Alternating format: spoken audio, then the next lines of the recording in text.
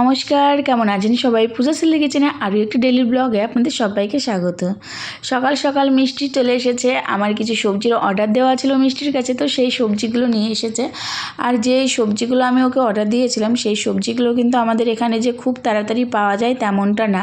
Order দেওয়ার অনেক দিন পর অপেক্ষা করতে হয়, তবুও ঠিকমতো সময়ে পাওয়া যায় না। কিন্তু মিষ্টিকে আমি অর্ডার দিয়েছিলাম, মিষ্টি একদিনের মধ্যে এনে দিয়েছে। মানে কালকে রাত্রিবেলায় ওকে আমি বলেছিলাম, আর আজকে সকালবেলায় সমস্ত সবজিগুলো নিয়ে এসেছে। আসলে সবজিগুলো ওর শ্বশুর পাঠিয়েছে কলকাতা থেকে। ওর শ্বশুর থাকে কলকাতায়, তার জন্য খুব তাড়াতাড়ি পাঠিয়ে দিয়েছে। ওদের গাড়ি আসে প্রত্যেক দিন সকালবেলায়, তো সকালই পাঠিয়ে দিয়েছে। তারপরে মিষ্টি এসে সেই সব জিনিসগুলো আমাকে দিয়ে যায়। তো এই সবজিগুলো এর আগে অনেকবার হাট ঘরে অর্ডার দিয়েছিলাম, তো তারা আমাকে এনে দিতে পারেননি। তো সেই কারণে আমি মিষ্টিকে বলেছিলাম, আর মিষ্টি কিন্তু একদম এক রাত্রির মধ্যেই আমাকে এনে দিয়েছে। কালকে আমি 8টার দিকে ওকে ফোন করে বলি, আজকে একদম সকাল সকাল চলে এসেছে। তো আজকে মিষ্টি এসেছে। আমার আজকে দিনটা বেশ ভালোই কেটেছে মিষ্টির জন্য, কারণ আজকে আমার অনেক জিনিসপত্র গোছানো ছিল, তাছাড়া অনেক কাজ ছিল। আর মিষ্টি যখন আসে তখনই আমাকে হেল্প করে। তো এই যে শাড়িগুলো দেখতে পাচ্ছেন, এই শাড়িগুলো আমি ইম্পিদির দোকান থেকে নিয়ে আসি কালকে। আসলে আমাদের একটা বিয়ের নেমন্তন্ন আছে অনেকটা দূর, তো সেখানে গিয়ে দুদিন থাকতে হবে, সেই কারণে আমি শাড়িগুলো নিয়ে এসেছি। বিয়ের নেমন্তন্নটা ছিল শ্বশুরবাড়ির তরফ থেকে, তো সেই কারণে শাড়িগুলো নিয়ে আসা। আসলে আমি বাড়িতে তো বেশিরভাগটাই চুড়িদার পরি, আর শাড়ি মানে নরম শাড়ি পরার মতো আমার নেই বললেই চলে। শাড়ি তো আমি পরিই না, মানে কোনো জায়গায় ঘুরতে গেলে তবেই একটু শাড়ি পরি। তো সেই কারণে কয়েকটা নরম শাড়ি নিয়ে আসি যে ওখানে গিয়ে পরবো বলে। তাছাড়াও কিছু চুড়িদার নিয়েছি। এই চুড়িদারটা অর্ডার করেছিলাম আমি জলিদির কাছ থেকে। চুড়িদারটা না দারুণ এসেছে, কালারটাও ভীষণ মিষ্টি, তসরের চুড়িদার। আর সবথেকে ভালো এই চুড়িদারটা না কড়ি দিয়ে ডিজাইন করা ছিল, কড়ির কাজ ছিল অনেক, দেখতে অনেক সুন্দর লাগছিল। আর এই যে ব্লাউজগুলো দেখতে পাচ্ছেন, এই ব্লাউজগুলো কিন্তু হচ্ছে শাড়ির ম্যাচিং করে নিয়ে আসা। এই ব্লাউজগুলোও কিন্তু ইম্পিদের কাছ থেকেই নিয়েছি। আর ব্লাউজগুলোও ভীষণ সুন্দর, প্রত্যেকটা ডিজাইন সুন্দর। আর শাড়ির একদম ম্যাচ করে নিয়ে আসা হয়েছে। যতগুলো শাড়ি নিয়েছি ততগুলো ম্যাচিং করে ব্লাউজটাও নিয়েছি। ইম্পিদের কাছ থেকে আমি প্রচুর শাড়ি নিয়েছি। আমি যখনই কোনো শাড়ি কিনি না কেন, মানে আমি যতটা শাড়ি কিনি তার মধ্যে হয়তো 100টার মধ্যে 90টা শাড়ি থাকে ইম্পিদের কাছ থেকে। আর এখানে আমি লোকাল থেকে শাড়ি কিনি না, কারণ এখানে যেই শাড়িগুলো কিনি সেগুলো অনেক সময় ডুপ্লিকেট চলে আসে। মানে বড় বড় দোকান থেকে নিতে গেলেও কিন্তু আমি একদম যে অরিজিনাল যে শাড়িটা সেটা পাই না। সেই কারণে আমি ইম্পিদের কাছ থেকে কিনি, কারণ ইম্পিদে এখনও পর্যন্ত আমার কাছে কোনো ডুপ্লিকেট শাড়ি দেয়নি। তাছাড়াও ইম্পিদের কাছ থেকে শাড়ি নিয়ে আমি এখনও পর্যন্ত ঠকিনি। যত দামি দামি ভালো শাড়ি সমস্ত কিছু ইম্পিদের কাছ থেকে আমি বেশিরভাগ নিই। তো এই চুড়িদারটা নিয়েছিলাম অনেক দিন আগে, তো চুড়িদারটা কী করে এর মধ্যে চলে এসেছে বুঝতে পারছি না।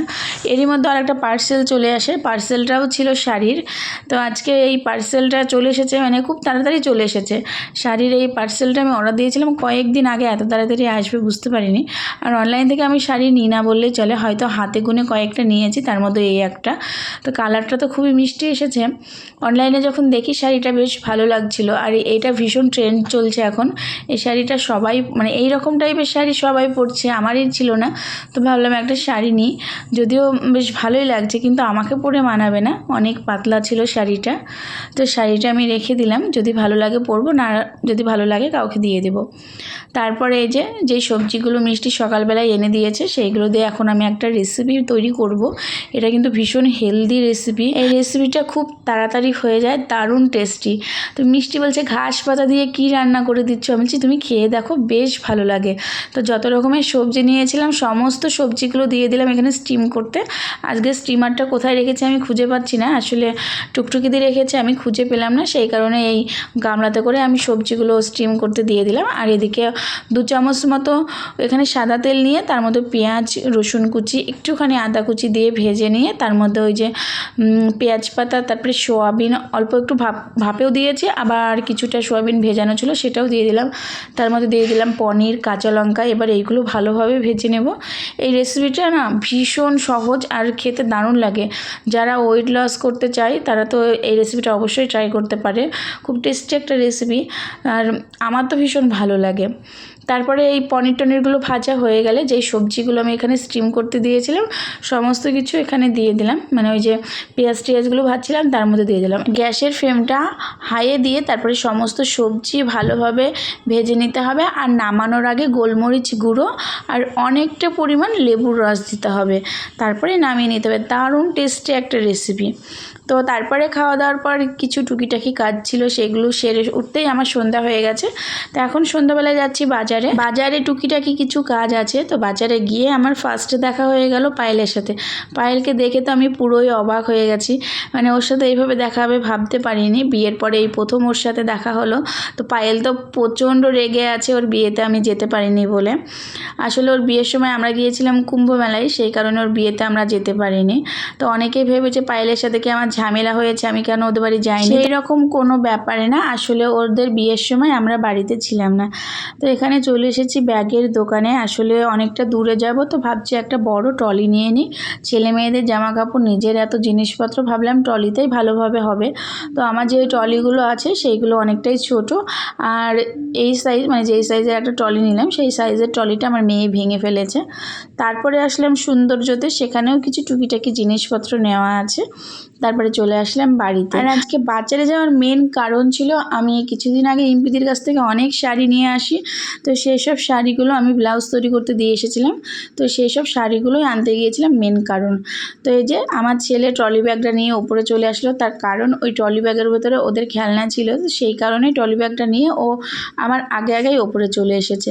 তো এখানে মেয়ের জন্য হচ্ছে দুটো ব্যাগ এনেছিলাম, একটা আমার জন্য ছোট একটা পার্স টাইপের, আর দুটো মেয়ের জন্য। মেয়ে তো ব্যাগগুলো পেয়ে ভীষণ খুশি। আর এখানে ছেলের জন্য একটা গিফট ছিল, মানে ছেলের গিফট না, ওটা ছিল ওর বন্ধুর বার্থডে গিফট।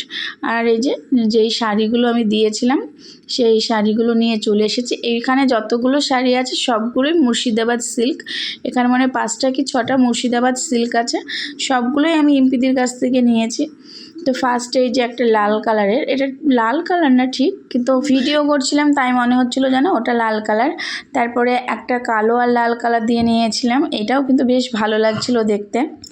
একটা ছিল আকাশি কালারের আর কালো, মানে ছাই ছাই কালার আর আকাশি কালার দিয়ে।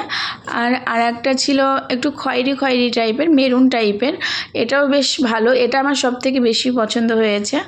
আর এখানে আরও কিছু শাড়ি আছে। এখানে যেই ওপরে হলুদ রঙের শাড়ি, এটা হচ্ছে কলাক্ষেত্র শাড়ি, এটাও কিন্তু ইম্পিদির কাছ থেকে নেওয়া হয়েছে। আর নিচে যেই দুটো শাড়ি আছে সেই দুটো শাড়ি কিন্তু ইম্পিদির কাছ থেকে নিয়েছিলাম না, ওই দুটো শাড়ি এখানে আমি একটা দোকান থেকে নিয়েছি। আসলে এখন তো সবাই ওই জল সাজার সময় হলুদ রঙের শাড়িটাই বেশিরভাগ পরছে, তো সেই কারণে আমি হলুদ কালারের শাড়ি দুটো নিয়েছি, যেটা ভালো লাগবে সেটা পরবো। আর একটা গোলাপি রঙের হ্যান্ডলুমের শাড়ি নিয়েছি, যেটা সবাই এখন পরছে, তো ভাবলাম আমিও একটা নিই। এখন আমি শাড়ি টাড়ি সমস্ত কিছু প্যাকিং করে নিব। এদিকে আমার মেয়েও কিন্তু সব মেকআপের জিনিসপত্র প্যাকিং করে নিচ্ছে। তো আজকের ভিডিওটা এতদূর পর্যন্ত কেমন লাগলো জানাবেন। সবাইকে টাটা।